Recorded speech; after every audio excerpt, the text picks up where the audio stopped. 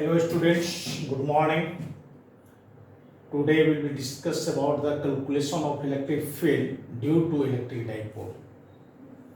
तो स्टूडेंट्स पिछले वीडियो में मैंने बताया था कि किसी इलेक्ट्रिक डाइपोल के कारण इलेक्ट्रिक फील्ड का कैलकुलेशन कैसे किया जाए।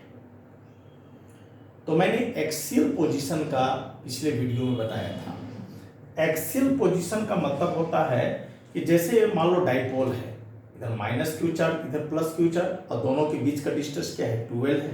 तो एक्सियल में मैंने बताया था उसी के एक्सिस पर, जैसे ये एक्स एक्सिस में है तो वह पॉइंट जहां पर इलेक्ट्रिक फील्ड को कैलकुलेट करना है वो एक्स एक्सिस में ही हो तो हम उसको कहते हैं एक्सियल पोजीशन। उसको मैंने बताया था, कैलकुलेशन भी किया था।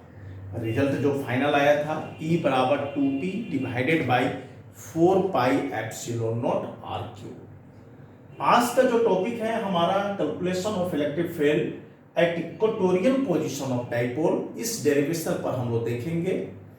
एग्जामिनेशन पॉइंट ऑफ व्यू से, 12 पॉइंट ऑफ व्यू से काफी इंपॉर्टेंट है ये, एग्जाम में पूछे जाते हैं। क्वेश्चन 3 मार्क्स का क्वेश्चन इससे आएगा तुमको, बहुत इंपॉर्टेंट है। तो पहले थोड़ा फिगर दिखा देते हैं, बना देते हैं, उसके बाद हम लोग देखें कि इक्वेटोरियल का मतलब क्या होता है। जैसे पहले देखो कि डाइपोल है ये, ए बी एक डाइपोल है, ए पर माइनस क्यू चार्ज है और बी पर प्लस क्यू चार्ज और डिस्टेंस 12 बताया था। तो मान लेते ये पॉइंट ओ है, तो ये डिस्टेंस एल, ये डिस्टेंस एल, समझ रहे होंगे। अब परपेंडिकुलर बाइसेक्टर देखो, ये इक्वेटोरियल पोजीशन कहा गया परपेंडिकुलर बाइसेक्टर का। इसका मतलब मान लो ये पॉइंट है यहां, तुम समझ रहे हो कि परपेंडिकुलर बाइसेक्टर है ये। मान लो ओएम लाइन जो हो रहा है यहां पर, स्ट्रेट लाइन ओएम दिया, पॉइंट एम दिया, जो डाइपोल के सेंटर से कितनी दूरी पर है, आर दूरी पर है, आर डिस्टेंस पर है। तो इसका मतलब हुआ कि line OM is perpendicular bisector of AB। AB का परपेंडिकुलर बाइसेक्टर OM है। तो हमें निकालना किस पॉइंट पर है, तो पॉइंट M पर इलेक्ट्रिक फील्ड को कैलकुलेट करना है हमको। इसीलिए जो परपेंडिकुलर बाइसेक्टर है तो फिजिक्स में उसके नाम दिया गया इक्वेटोरियल, माने जो बीचों बीच हो उसको नाम दिया जाता है इक्वेटोरियल पोजीशन। तो चलो चलते हैं फिगर में, थोड़ा कंस्ट्रक्शन कर देते हैं। देखो इलेक्ट्रिक फील्ड एम पर निकालना है प्लस क्यू चार्ज के कारण, तो जाहिर सी बात है यहाँ प्लस और यहाँ भी +1 कूलम है, क्योंकि मैंने बताया था कि जिस पॉइंट पर इलेक्ट्रिक फील्ड निकालना होता है वहां +1 कूलम चार्ज होता है। तो ये प्लस और ये प्लस दोनों क्या करेगा, रिपेल करेगा। तो हम उसका डायरेक्शन दिखा देते हैं। सपोज इसको पहले मान ले ये है, ये एम है, तो इसको इलेक्ट्रिक फील्ड E1 इधर दिखा देते हैं, क्योंकि ये रिपेल किया प्लस प्लस तो डायरेक्शन इधर हो गया। फिर उसी तरह बी बिंदु, एम बिंदु पर इलेक्ट्रिक फील्ड ए के कारण, तो फिर इसको मिला दो। तुम देख रहे हो यहाँ +1 यहाँ माइनस, तो दोनों क्या करेगा, रिपेल करेगा। इसके इलेक्ट्रिक फील्ड को हमने E2 दिए। क्वेश्चन पूछ सकते हो कि E1 उधर दिखा दिए, E2 क्यों इधर दिखाएं। इसलिए दिखाएं क्योंकि यहां भी प्लस यहां भी प्लस, तो रिपेल किया तो इसलिए डायरेक्शन उधर चला गया।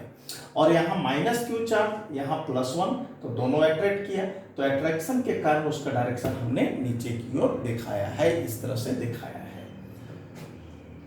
तो E1 हुआ electric field at M due to charge plus Q, E2 हो गया electric field at M due to charge minus Q. Next चलते हैं। अब E1 और E2 का मान लेते रिजल्टेंट E हुआ, ये क्या हुआ, E इलेक्ट्रिक।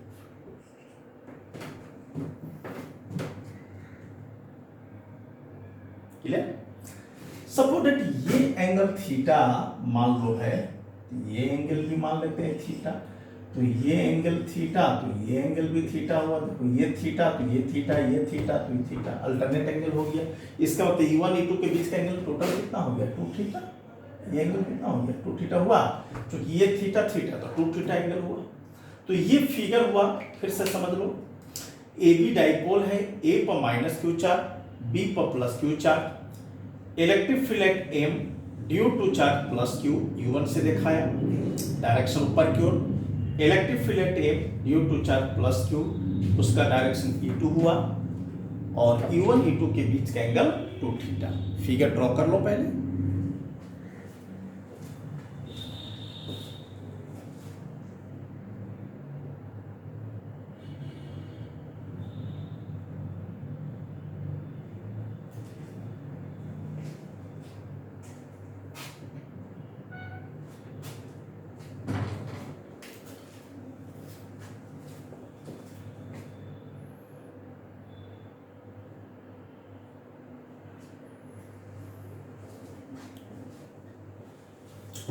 हाँ, तो फिगर बना लिए होंगे आप सब।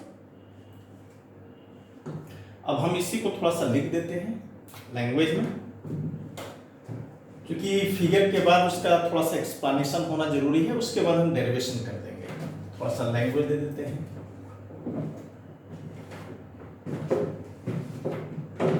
Consider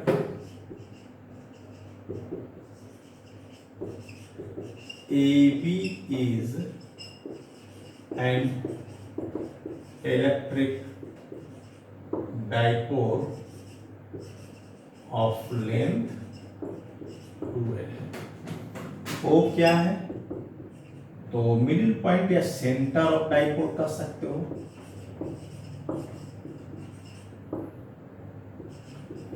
M is a point which are distance from the center of dipole। जब M R डिस्टेंस पर है तो OM क्या हुआ? परपेंडिकुलर बाइसेक्टर हुआ AB का, एंड OM इज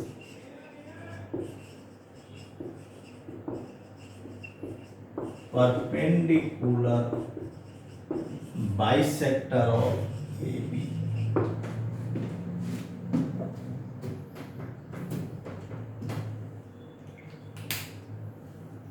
वो सेंटर ऑफ डाइपोल है, एम एक पॉइंट है जो आर डिस्टेंस तुम्हारा सेंटर ऑफ डाइपोल से, इसका मतलब OM perpendicular bisector of dipole AB है।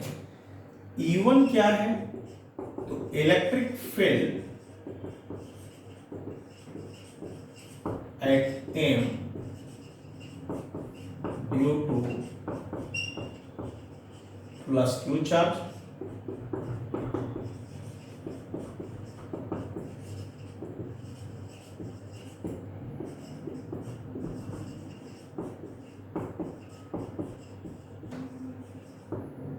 due to minus Q charge। E2 electric field at M due to minus Q charge, E1 electric field at M due to plus Q charge है। अब हम लोग इसका calculation कर देते हैं जरा E1 E2 का। पहले लिख लो, नोट कर लो इसको।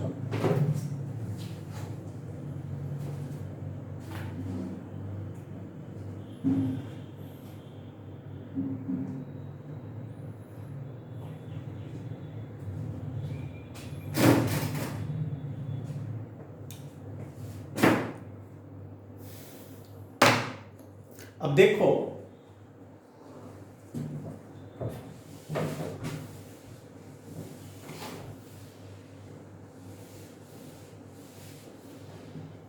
E1 और E2 का कैलकुलेशन करते हैं। तो E1 इलेक्ट्रिक फील्ड जो होगा हमारा, कूलम्ब्स लॉ अप्लाई करते हैं। अप्लाइंग कूलम्ब्स लॉ या डायरेक्ट लिखते हैं कूलम्ब्स लॉ में, डायरेक्ट E1 का वैल्यू फार्मूला पॉइंट चार्ट से करना मालूम है। अच्छा ये बताओ कि ये A नहीं, ये R है, तो ये डिस्टेंस कितना हो जाएगा? Root under R square plus L square. अब इसका भी वैल्यू वही होगा, R square plus L square. Figure में देख लो पाइथागोरस से, क्योंकि परपेंडिकुलर ये A है ये R है, तो root under R square plus L square.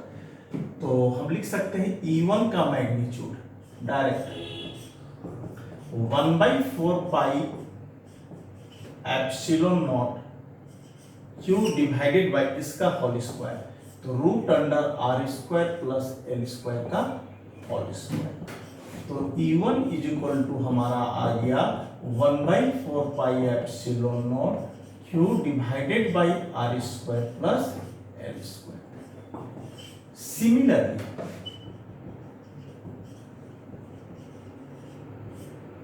E2 1/4 pi epsilon naught Q, ये भी तो वही हो जाएगा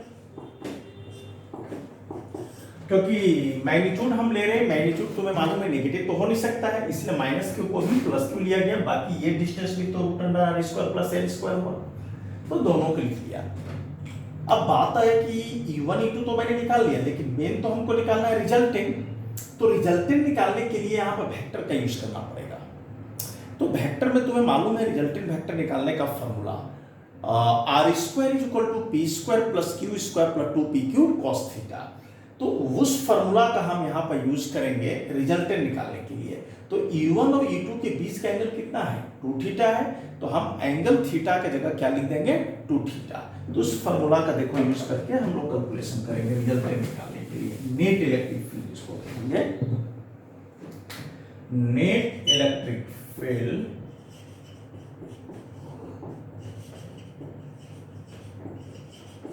एट पॉइंट M। तो E इज इक्वल टू हम लोग लिख सकते हैं E1 square E2 square 2E1 E2 cos 2 theta. अब एक चीज देखो, E1 और E2 दोनों बराबर है, तो दोनों की जगह E1 लिख सकते हो, चाहे E2 लिखो, चाहे दोनों की इक्वल कोई ऐसा क्वांटिटी कर दो। हम E1 लेके ही चलते हैं, लिख सकते हैं E1 square plus E1 square plus 2E1 square cos 2 theta.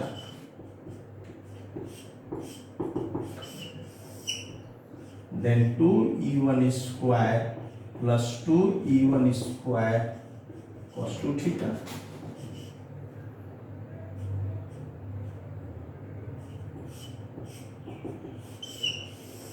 Common ले लिया,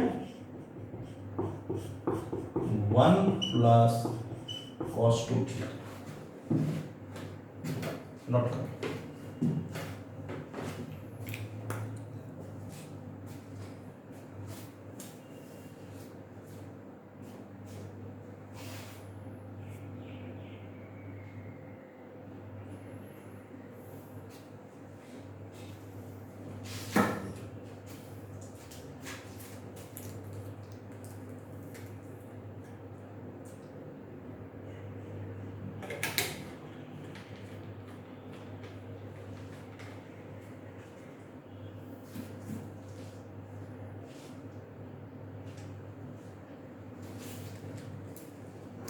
काफी इंपॉर्टेंट डेरिवेशन है ये, 3 मार्क्स करीब 3-4 बार एग्जाम में, जैक एग्जाम में पूछा है, CBSE में भी क्वेश्चन पूछा है ये, और बहुत इंपॉर्टेंट डेरिवेशन माना जाता है इक्वेटोरियल का।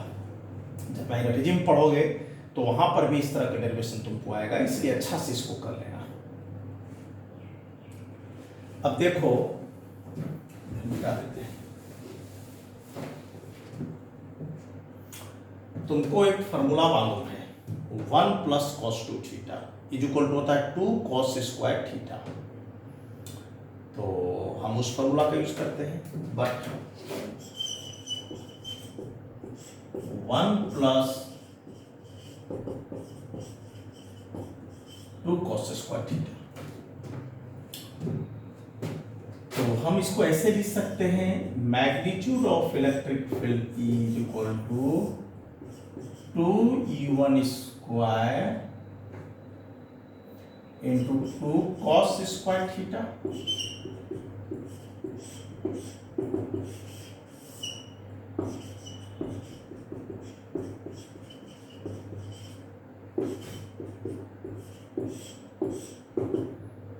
इसको रूट हटा दो तो क्या लिख सकते हो, 2E1 cos थीटा। अब तुम E1 का मान और cos थीटा का वैल्यू पुट कर दो, तो E1 E2 दोनों का मान सेम था, इसको ऐसे भी लिख सकते हैं हम लोग, 2E1 का वैल्यू क्या था Q by 4πε0 R square L square cos theta. अब इस ट्रायंगल से cos थीटा का वैल्यू पुट कर देंगे हम लोग, तो cos theta is equal to b by H, base ये है, हाइपोटेनस ये है,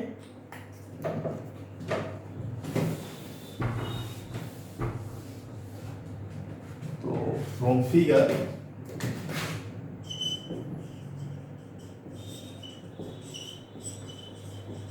cos theta is equal to, इस ट्रायंगल में लेते हैं ए एम ओ में,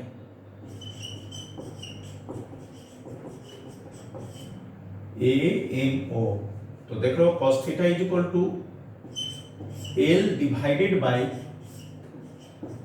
root under R square plus N square. Now so E is equal to 2q by 4πε0 into L root under R square plus L square.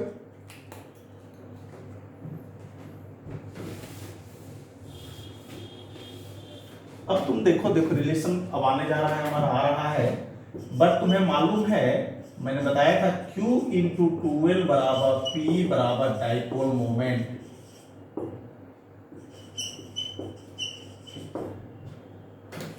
तो E is equal to मैं लिख सकता हूं P divided by 4πε0 R square plus L square का power 3/2 लिख सकते हैं। कैसे पावर 3/2? इसका पावर 1/2, इसका पावर 1, तो 1/2 प्लस 1 इज इक्वल टू 3/2। एक इसको नंबर जो भी दिए होंगे, मान लो 2 दिए तो 3 दे देना।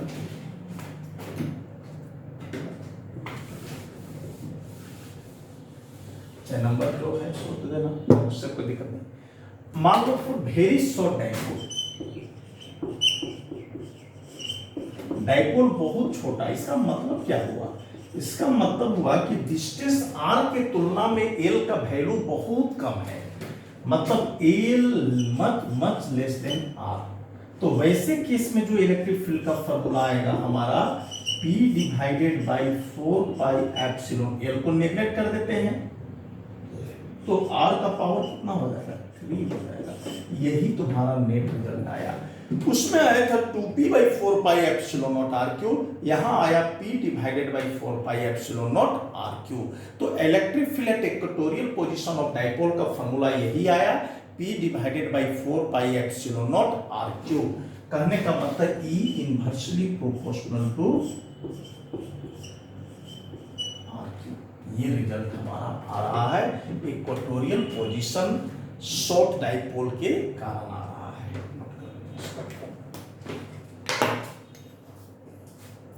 इसको तुम लोग नोट कर लो और प्रैक्टिस करते चलो। जो जो डेरिवेशन होते जा रहा है उसको प्रैक्टिस करते चलो। एग्जामिनेशन पॉइंट ऑफ व्यू से नोट्स बना लो, और जैसे मैं वीडियो को बार बार देखो, जैसे एक बार में हो सकता है वीडियो में क्लियर नहीं हो तो उसको 2 बार 3 बार वीडियो को देखो धीरे धीरे तुम्हें समझ में आने लगेगा। और प्रैक्टिस करो, कोई बहुत टफ डेरिवेशन नहीं है। अभी तो जान ही रहे हो जो सिचुएशन है उसके तहत ऐसा ही पढ़ाई होगी।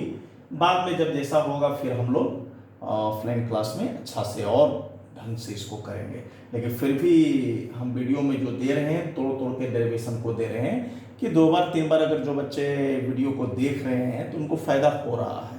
मैं बहुत सा वीडियो अपलोड कर रहा हूँ, अभी एक वीडियो मैं डाला भी था, उसको तुम लोग देखना और सब्सक्राइब करना। अभी मैं इंजीनियरिंग और मेडिकल के लिए भी कुछ वीडियो डाल रहा हूँ। आज तो नहीं, अगले क्लास में मैं उसको डालूंगा, अपलोड करूंगा, जिसमें मैं आईआईटी और नीट के रिलेटेड जो टॉपिक्स हैं, जो क्वेश्चंस हैं जो पूछे जाते हैं या पूछ रहे हैं, अक्सर पूछे जाते हैं, जो एवरग्रीन क्वेश्चन है उसको हम अपलोड करेंगे। तो जो तुम्हारे ऑलरेडी जो संपर्क में दोस्त हैं, जो सीनियर हैं, जो इस साल इंजीनियरिंग का एग्जाम देंगे, जो जुलाई में परीक्षा होने वाला है, तो उनको तुम काइंडली लिंक को देना, वो वीडियो को देखेंगे और सब्सक्राइब करें इसको। क्योंकि बहुत ज़रूरी है इंजीनियरिंग और मेडिकल वाले बच्चे के लिए भी, उनका भी पढ़ाई नहीं हो पा रहा है, इसलिए हम यूट्यूब पर ही उनके लिए दे रहे हैं मटेरियल। तो हम नेक्स्ट वीडियो डालेंगे उसके, जो तुम लोग देखना और उसको सब्सक्राइब करना ज़रा। मैं बहुत सारा वीडियो इसमें हम इंजीनियरिंग मेडिकल का डालने वाले हैं। ठीक, थैंक यू।